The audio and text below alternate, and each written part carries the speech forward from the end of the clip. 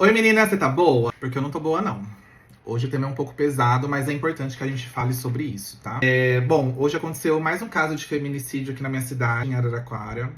E o cara que é suspeito, ele também foi de arrasta.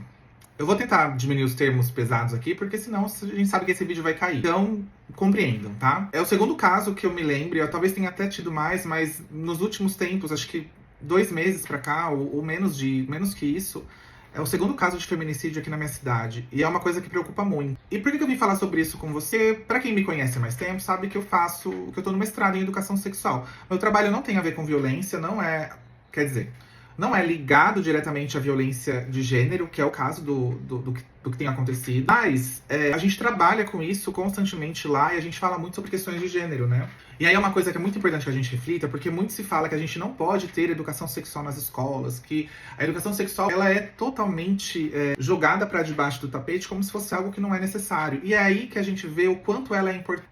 Nesse ano, no primeiro semestre, a gente fez um trabalho no CELS lá em São Paulo, dentro de uma disciplina do mestrado, e a gente falou em uma das aulas sobre a questão da violência sexual. E violência sexual, ela tá longe de ser só a questão do né, do eu vou ter que colocar, gente, os pis aqui para o vídeo não cair. Mas a gente fez essas atividades, a gente vê o quanto o machismo ele ainda está na sociedade, né? Quanto ele ainda impera.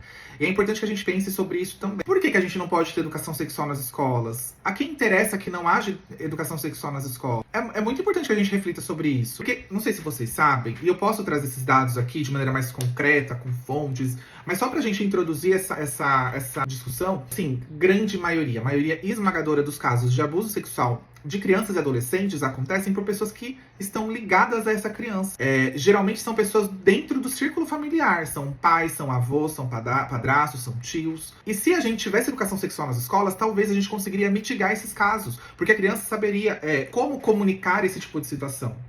E aí, quando a gente fala sobre educação sexual nas escolas, a gente tá falando sobre outras coisas também, tá? A gente tá falando sobre as intervenções da própria comunidade dentro das escolas, né? Falando das escolas falando com a família dessas crianças, levando esses assuntos para o cotidiano das pessoas. E é um ponto importante. Para que a gente tenha menos casos de feminicídio, a gente precisa que as pessoas estejam mais educadas sobre violência de gênero. E é isso que a gente propõe na educação sexual. É uma das coisas que a gente propõe na educação sexual. É um tema extremamente pesado, mas é um tema extremamente importante. Então, a gente precisa falar sobre isso, tá? É um tema que demanda muita discussão, mas que eu vou começar a trazer aqui pra gente discutir, tá? Esse vídeo, na verdade, é só um introdutório.